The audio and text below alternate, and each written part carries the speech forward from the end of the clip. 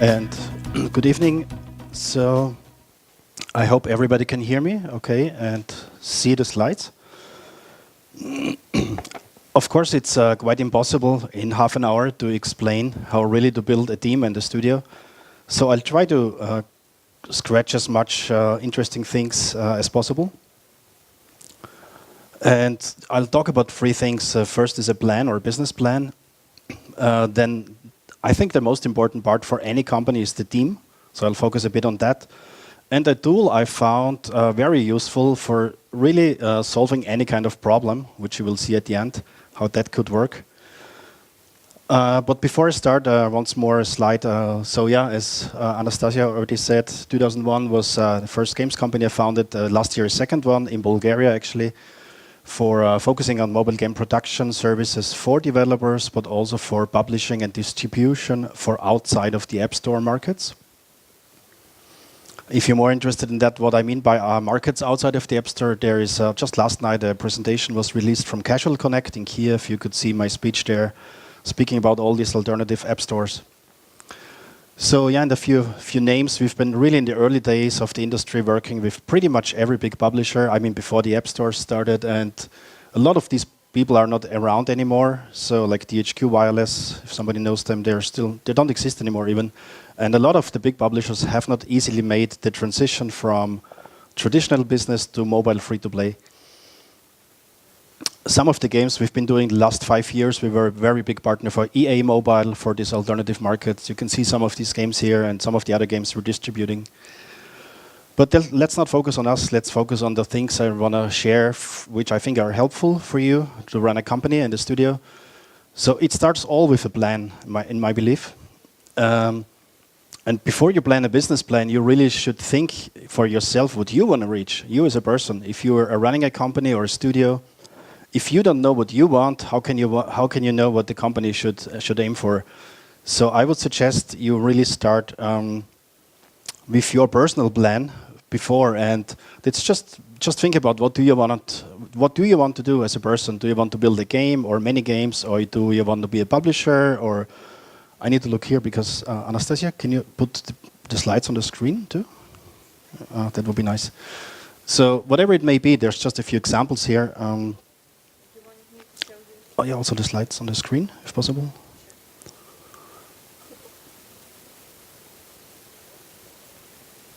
Sorry for this, just a second.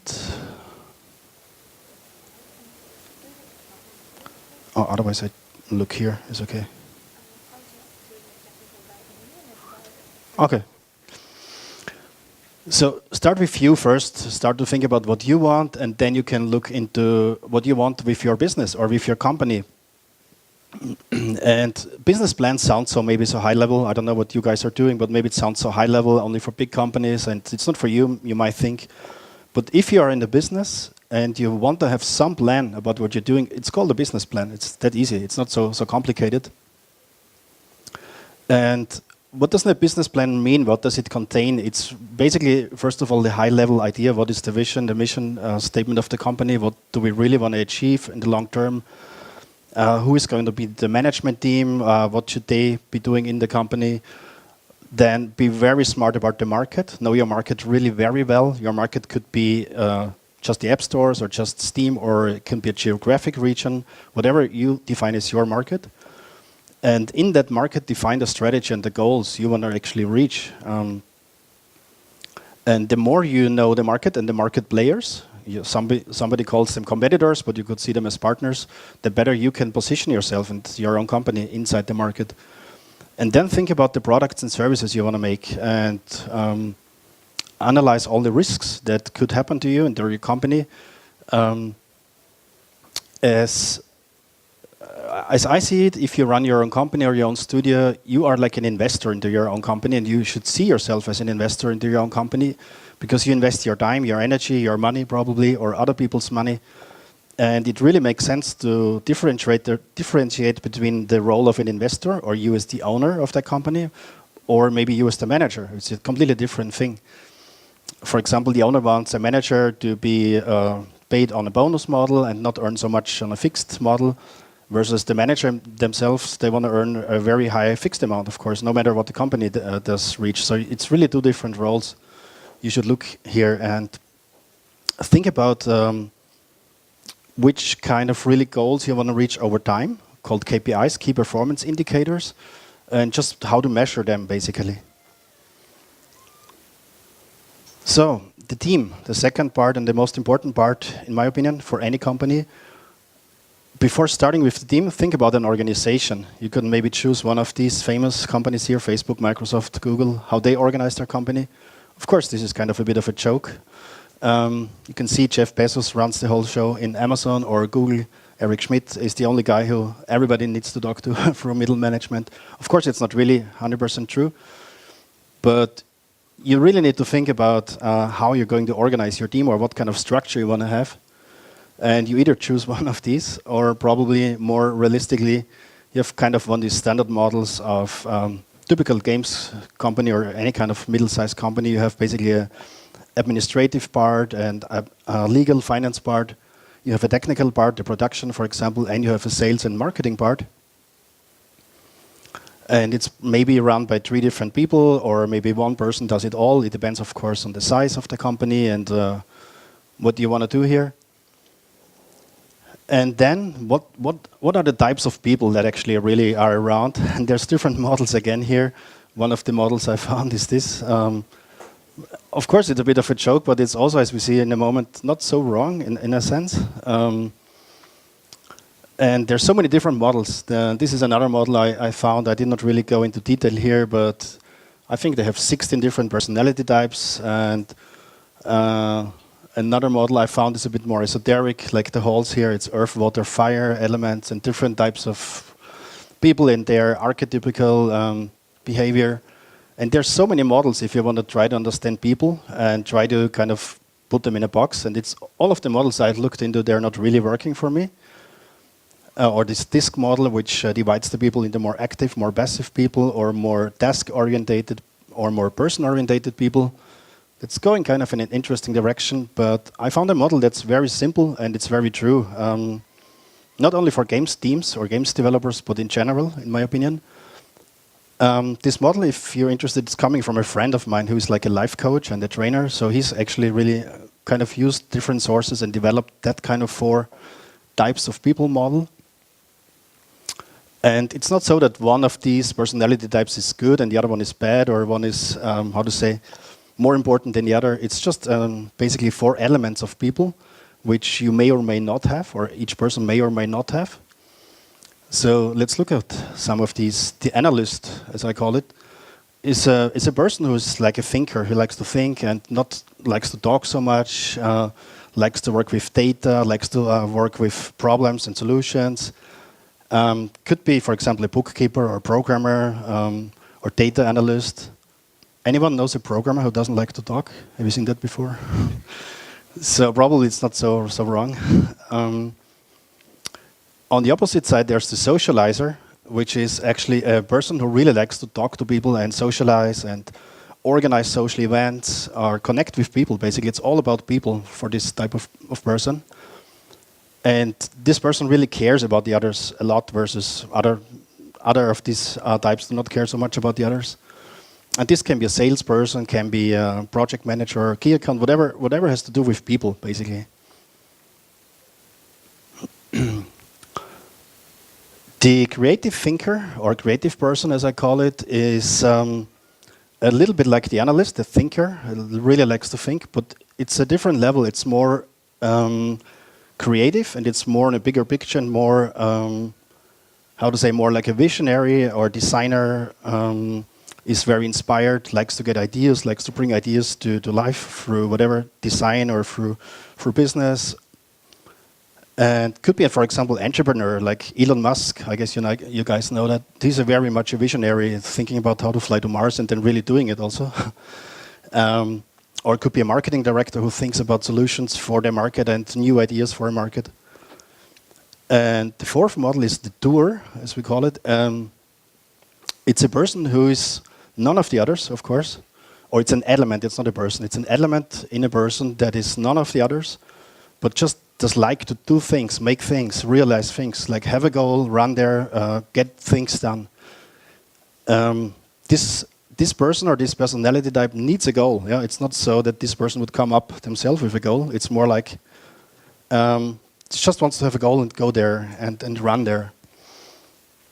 And I think the doer is a very important element for any kind of position in the team. You need really people who want to do the things.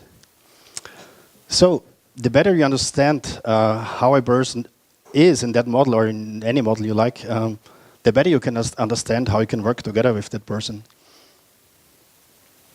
So I think we don't have enough time to go into detail how I organize the company in the units, and maybe we can talk about that later. But there's actually two approaches what I see how you can find the right people for your team. You could, for example, go back to the structure, like you need a CFO, CTO, CMO, whatever and whatnot. And then you try to find, so you define the position first, and then you try to find a person who fits exactly that position. It's one way of doing it, or the traditional way of doing it. I think there's another way, which some companies use, and we use that as well. You first meet people and try to understand the people and try to find what kind of profile they have, and then you try to create the position around this person. That has the effect that this person might like the job much more than just a predefined job where they have no influence of kind of having a say how the job should look like. And they find maybe this job kind of a dream job because it fits exactly their personality. It fits exactly what they want to do with their time. And it's much more helpful for the company, I think. So probably it's more an ideal work environment for the people if they have like such kind of a setup. So last but not least, a tool which I promised can help you to solve any kind of problem. So how is that possible? How can you solve any problem with one simple tool? It's a very simple thing. It's a very rational approach. You have 4 steps. And it's an iterative process, as you will see. So first of all, define the problem. Just be smart. What is really the problem I want to solve? And as a next step, come up with all the... So yeah, first define the problem. Be really smart about the real essential problem. Don't go to some kind of side effect or what you don't like. Just go to the real problem. Then list all the possible solutions that come up to your mind, or make team meetings to think about all the possible solutions you could have for the problem. And don't judge the solution. Just write them all down. Don't think about it if it's good or bad. Just write it down and make this full list. And in the next phase, then go into judging or weighting this make pro and cons for each of the possible solutions. So go through the whole list you created in phase number 2, where you say this could be all the possible solutions, and kind of make a pro and con list for all these. And in the 4th step, just make a decision. You have all the possible solutions, you have all the pros and cons in front of you. Just pick one that you say, okay, this is the solution, this is what we'll go for. And most likely it's going to be the best solution because you've thought of all eventualities, all possible solutions. You didn't leave anything out. It's just a very analytical approach. But as I said, it's an iterative thing, so be really smart about the real problem. For example, you could have the problem, or you think you have the problem, you want to finish a game, and you need $100,000 for it. So you come up with all the possible solutions in phase number 2. You could think of, I could put my own money in or somebody else's money from the bank or from investors, business angels, whatever. You come up with all the ideas where you could get the money from. And then you make a pro and con, basically evaluation. And then you find out, okay, the best decision for sure is a business angel. He has the money, he has a network, he can help us in publishing, whatnot. So we'll go for the business angel. But probably you'll find out later, actually, you didn't need 100,000 because when you came up with this problem in your team, and while you were looking for the money, all of the team members were saying, oh, you know what, you don't need to pay us, we'll just work in our spare time, we will work for free, and we'll just share the revenue. So what I'm trying to say here is you could focus on the wrong problem and trying to solve the completely wrong problem here. So make sure it's an iterative process to find the real problem first and then go for the solution. Okay, that's it. I think we're running out of time anyway, so thanks for your attention.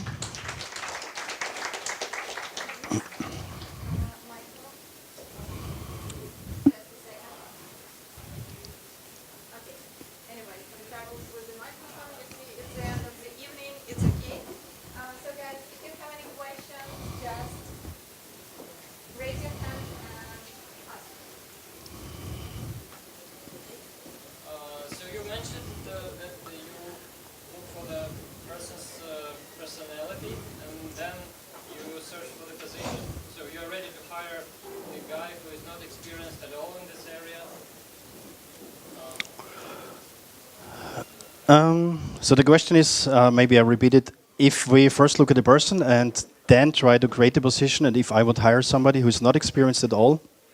No, not exactly. Of course, we have some kind of, we know what we want in a position, in a team, roughly, but it's not so that it has to be exactly like this. If there's not such a person who can fill exactly that position, why try to squeeze this person into some artificially made up org chart? But it's not so that we're looking only for people who have no experience.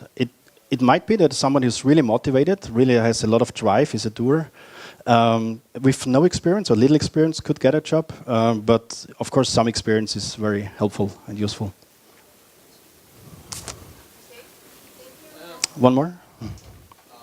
If my goal is to organize a huge sound company, should I start to work for another huge company or start from my own small company to achieve my goal? So the question basically is, should you go for experience first inside a big company and then make your own company? Or just grow from the Yeah. small to big company? There's always pros and cons. So what I did, for example, I worked as a programmer for 3 years only before I started my company. And I possibly made every mistake you can make because my whole experience was 3 years of programming. Then starting my own company was, I didn't know how it works actually. So, and you pay a lot, how to say, training money for that. Like you pay a lot of, how is it called in English? You fail so many things, you make so many things wrong if you have no experience about the market, about running a company. If you want to take the risk, I did it, but it's actually not very smart, I would say. But of course, you learn by that as well. So it depends really what's your personal, what you want to be as a person. You can gain experience during growing from small to big company. Yeah. And, from Sure. big company. Yeah, so you can grow from small to big or inside a big company. Both works actually. Yeah, there is no black or white. It's both solutions or both variations have their advantages and disadvantages. Okay, thank you. One more? It's about types of people in organization. If I understand you correctly, it means that we have to have some balance in our organizations from the point of view of those personalities. And the question, is it really a bad idea to form a team of like-minded people? If I want to start an organization, I have to look for different types of people, yes? Or I can start with like-minded programmers. Again, depends what you want. So, for example, if you have a company that is really focused on artificial intelligence and it's all about the technical solution, maybe you do not need very many socializers, right? But if your plan is to be very much on the market or organize the teams internally, you probably need someone who has that skill. It's not so that it's just one person who is a socializer and can't do anything else. But at least you need someone with that skill if you want to organize or if you need to organize internally or externally the communication, basically. For example, I made a mistake many years ago in my company where we were already quite small, going down from 70 people because we were not having a good time. I made the mistake that a very strong socializer, I put that person into the product manager of a new game, like a free-to-play game. And I thought it's totally easy for her. She's so smart. She's such a nice communicator with everyone. She's totally easily going to get all the free-to-play mechanics to be done in excellent all these tables. She couldn't do that. She was not an analytical person who would like to think about Excel sheets and monetization models or economics about the free-to-play game. And no one understood, or at least I didn't understand why she can't do that. Yeah? And only later I found out that she's such a strong socializer, but she's not a very analytical person. So the whole project blew up. We had to cancel it because we burned already 150,000 or so just for developing it and not getting finished. only because of that mistake, not putting the right people in the right place. So I think a socializer is very important in any company, actually. Thank you. More questions? Okay, I have mine personal questions. Like, for example, if you have very limit amount of people that you can hire, what type of people would you advise to hire? Like, we're talking about 10 plus people, not more. It depends what these people should do. For example, for a game development company, like I need a developer, designer, and so on. What personality types it should be? Like 1 A player, 2 A players, and so on. It depends how much you need resources, for example, to sell the product to publishers or in the market, or how much you really just need skill and talent for the product itself. What I see very often, small developers have like a founder, a CEO who is more the social person, and all the others are just not very social, which is okay. I mean, they're just having their strengths, which is maybe creating the product or creating the artwork. It really depends what you need. There's also very often the saying, maybe programmers say this about the socializers, this guy just talks all the time, yeah? And they kind of see, talking all the time, not really doing anything. Yeah, you can see it like this, but so it's really, you really need to think about, this is why I put this organization chart here. Think about what you need in your organization roughly, find the right people, and make sure you have all the qualities that you basically need. I see. Okay, thank you.